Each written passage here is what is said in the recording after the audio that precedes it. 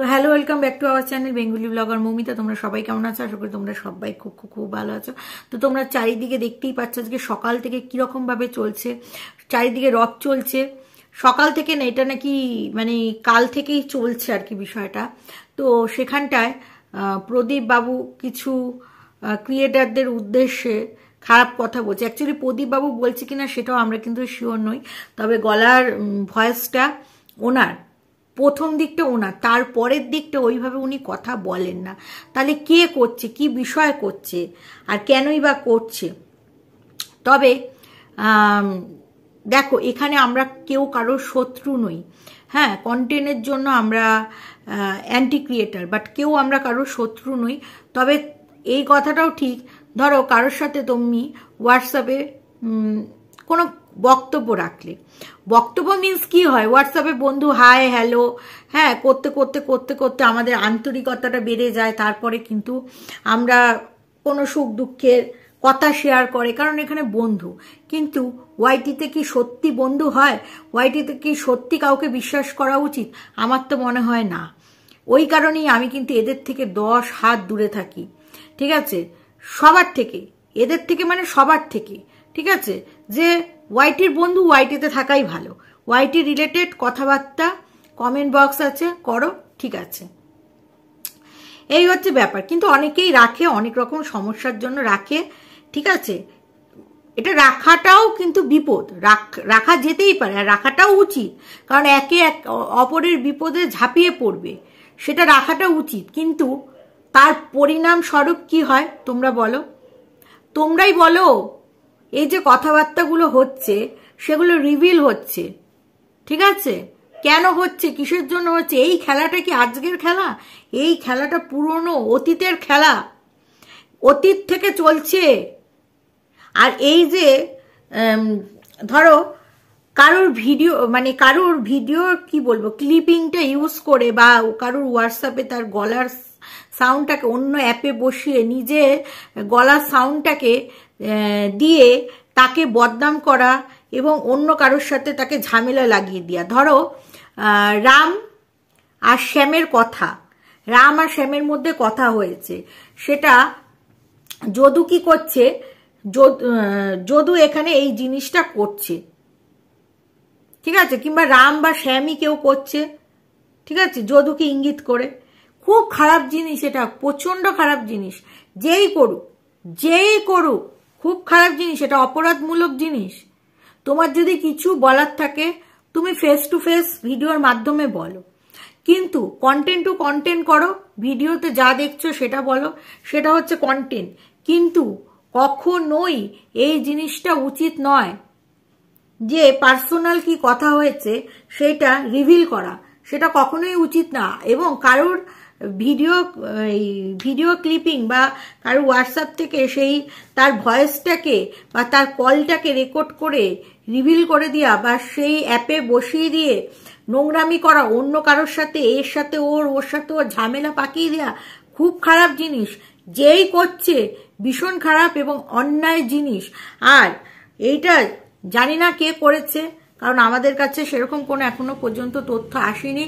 তবে প্রদীপ বাবুর নাম যখন জড়াচ্ছে, আর প্রদীপ বাবু যখন এত বড় ব্লগার, তো আমার মনে হয় এই বিষয়ের উপরে প্রদীপ বাবুর এই যে সারাদিন এত ভিডিও নামছে, প্রদীপ বাবু কিন্তু শর্টের মাধ্যমে আমাদের কিন্তু মানে কোনো তথ্য দিল না, যে তথ্য নয়, মানে তথ্য কেন বলবো, কোনো একটা আপডেট দিল না যে এটা আমার নামে ছড়ানো হচ্ছে, আমি করিনি বা কিছু, এই বৃত্তান্ত ওনার কি বক্তব্য সেটাও কিন্তু কিছু বলল না, চুপ করে রয়েছে। অথচ ওনার সম্পর্কে হচ্ছে, তাহলে কি উনি কন্ট্রোভার্সি চাইছে, কন্টেন্ট ছুড়ে দিচ্ছে কি আমাদের মুখে, তার জন্য কি উনি এরকম করছে? তবে যদি এটাও যদি হয়ে থাকে তাহলে নোংরা খেলা হচ্ছে। আর যদি উনি সেই কাজটা না করে থাকে, উনি একটা বড় ব্লগার, ওনার হাতে মানে সংস্থা আছে, উকিল টুকিল সংস্থা আছে, তাহলে আমার মনে হয় এই বিষয়টার উপরে ওনার আলোকপাত করা উচিত। এই বিষয়টা কোথায়, কি বৃত্তান্ত, এটাকে মানে তুলে নিয়ে আসা উচিত, এবং যে করছে তাকে কঠোর শাস্তি দেওয়া উচিত, যাতে ভবিষ্যতে রাম হোক, শ্যাম হোক, যদু হোক, মধু হোক, যাতে কেউ কারুর নামে এইসব নোংরামি খেলা করার আগে 10 বার ভাবে, 10 বার ভাবে। বুঝতে পেরেছো তোমরা? আশা করি তোমরা বুঝতে পেরেছো। তোমাদের কি মনে হচ্ছে এই নোংরা খেলাটা কে করতে পারে? হ্যাঁ, আর হচ্ছে কিমা দালাল, কিমা দালাল এই বিষয়টা নিয়ে বলছে এই করা হবে, ওই করা হবে, সেই করা হবে। আরে করো, করো। তুমি তো সবসময় বলো আগলে রাখবে, তাহলে রাখো।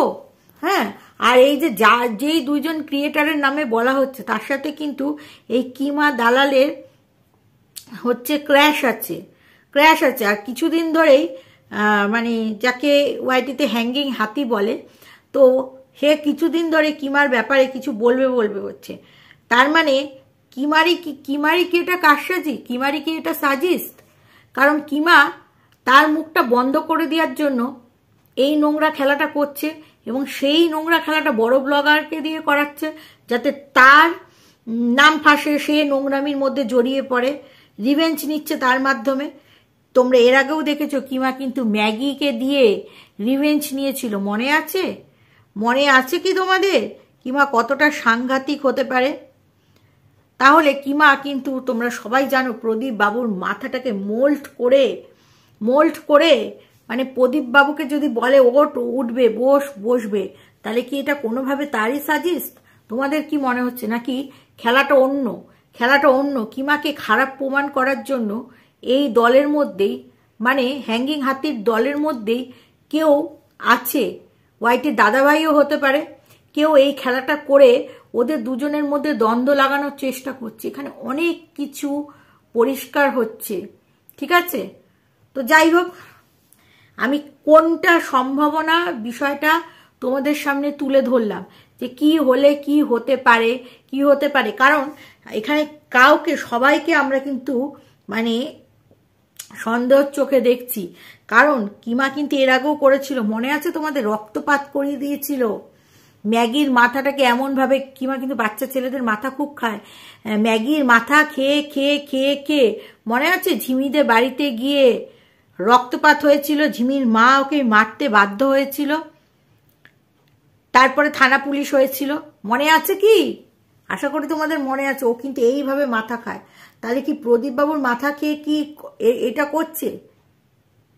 প্রদীপ বাবু যদি ওর ফাঁদে পড়ে থাকে তাহলে কিন্তু খুব ভুল করছে। কারণ এইটা যদি কোনোভাবে প্রমাণিত হয় তাহলে সোশ্যাল ইমেজ তো ড্যামেজ হবেই।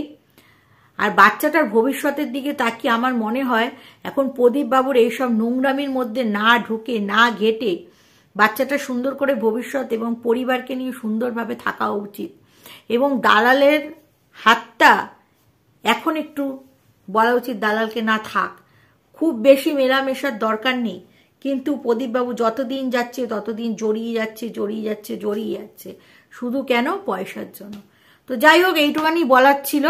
কারণ এই বিষয়ে আমি যতটা বুঝতে পারলাম ততটাই বললাম, বেশি কিছু বলে তো লাভ নেই। তো চলো এই ভিডিওটা এখানেই শেষ করছি। তোমার সবাই ভালো থেকো, সুস্থ থেকো। চলো টাটা।